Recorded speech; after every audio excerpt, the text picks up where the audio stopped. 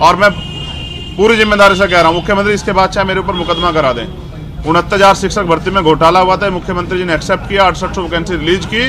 Court ने भी कह दिया कि मिलना चाहिए, लेकिन घोटाला करने वाले की जगह जेल में होनी चाहिए, नहीं होनी चाहिए। उन पे 420 का मुकदमा दर्ज होता, लेकिन करे कौन? पुलिस प्रशासन तो नतमस्तक है। तो जिस मुख्यमंत्री को, जैसे ओम प्रकाश चौटाला जेल रहे थे, जिस मुख्यमंत्री को जेल जाना चाहिए था, वो लोगों कह रहे हैं कि सरकार गर्मी ठंडी कर देंगे, शिमला बना देंगे। ये असंवैधानिक भाषा ना किसी संत की हो सकती, ना ही मुख्यमंत्री की। तो मैं तो चाहता हूं कि जितना जल्दी सरकार बदलेगी तो हम मुख्यमंत्री जी पे 69,000 शिक्षक भर्ती में जो पिछड़े दलितों का हक छीना, 20,000 पदों का घोटाले में जांच करवा के, मुकदमा दर्ज करवा के मुख्यमंत्री जी को जेल भेजेंगे। मुख्यमंत्री जी सुन लें। एक डॉक्टर हैं, डॉक्टर भगवान का रूप होते हैं, डॉक्टर कफील खान, और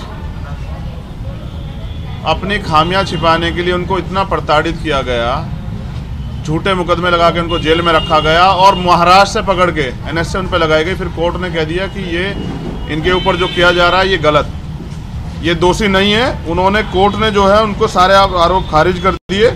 उनकी 70 साल की एक माँ है, पुलिस समय समय पे उनको परेशान करती रहती है। और गोरखपुर में बीआरडी मेडिकल कॉलेज का जो वो बच्चों का जो इतना बड़ा जो हादसा हुआ था, वो सिर्फ और सिर्फ सरकार की फेलियर था। उसको छिपाने के लिए मुख्यमंत्री जी ने बलि का बकरा मुसलमान होने के नाते, क्योंकि उत्तर प्रदेश में तो मुख्यमंत्री बात करते हैं 80-20 की, मुसलमान होना भी अपराध, तो इसलिए कफील भाई को परेशानियां झेलनी पड़ रही है।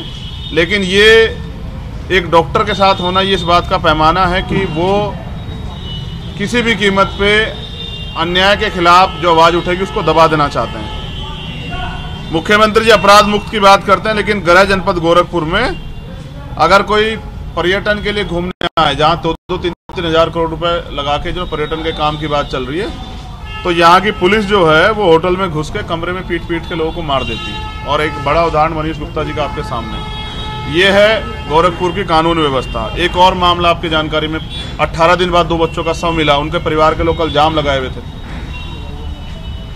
घटना खोलने के नाम पे पता नहीं किसे जेल भेज दिया है। परिवार संतुष्ट नहीं है, लेकिन क्योंकि हम आने वाले थे तो प्रयास करके उनको मैनेज कर रहे हैं। वो परिवार भी अभी हम उनसे मिलेंगे, क्योंकि यहाँ अपराधियों को नहीं, कथनी करनी फर्क होने के कारण अपराधियों को तो संरक्षण दिया जा रहा है, लेकिन लोगों की जान जा रही। एक संजू देवी और महिला थी, अब ये कह रहे हैं कि ये राम राज्य है, वहीं उनकी गोली मार के हत्या की गई परसों रात। तो ये गोरखपुर 2018 में गोरखपुर विश्वविद्यालय में असिस्टेंट प्रोफेसरों की भर्ती हुई थी।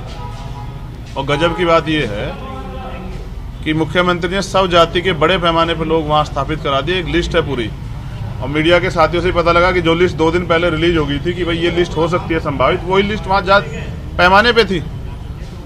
मुख्यमंत्री जी कहते हैं दलितों के हितैषी हैं, उनके घर खाना खाने जाते हैं, लेकिन प्रमोशन में रिजर्वेशन का इतना इंपॉर्टेंट मामला 3 साल से उनके डस्टबिन में पड़ा हुआ है, अब तक उन्होंने उस पर कोई कार्रवाई नहीं की। ये है बीजेपी और उत्तर प्रदेश के मुख्यमंत्री, जबकि सुप्रीम कोर्ट का ऑर्डर है कि आप सरकार चाहे तो आंकड़े जुटा के दे सकती है, वो देना नहीं चाहते। इससे क्या होगा? एक तो प्रमोशन रिजर्व होगा तो दलितों को सशक्तिकरण मिलेगा, दूसरा बैकलॉग आएगा तो नई नियुक्तियां होगी।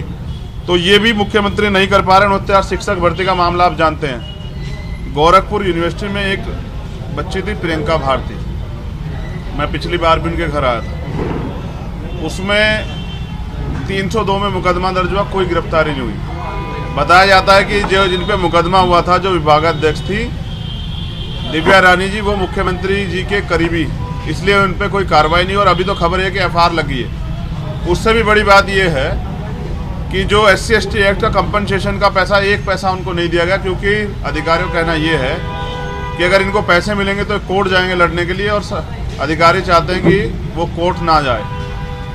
उससे भी अच्छी बात यह है, हमने सुना है कि यहाँ मुख्यमंत्री जी दरबार लगाते हैं। 4 बार वो परिवार गया, जब वो परिवार गया तो मुख्यमंत्री जी दरबार ही छोड़ के चले गए। इतना न्याय जो है उत्तर प्रदेश में और गोरखपुर में घर घर बट रहा है। तो हमारी ये मांग है कि उस मामले की CBI जांच होनी चाहिए, क्योंकि जब तक पीड़ित परिवार संतुष्ट नहीं है तो न्याय नहीं हुआ।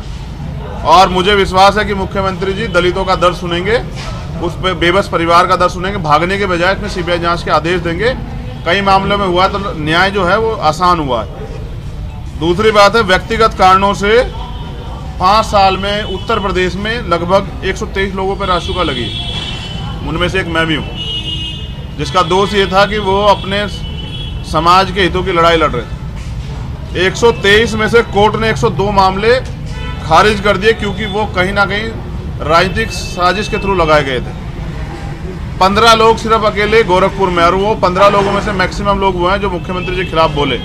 तो सत्ता का दुरुपयोग जो मुख्यमंत्री यहाँ बैठ के कर रहे हैं, गोरखपुर का जो सच है वो जानना चाहिए पूरे उत्तर प्रदेश देश को कि यहाँ हिटलरशाही तानाशाही है। अगर मीडिया का ही साथी बोलता है तो उसको भी अपनी जान बचाने के लिए शरण लेनी पड़ती है। तो ये उत्तर प्रदेश में सामाजिक न्याय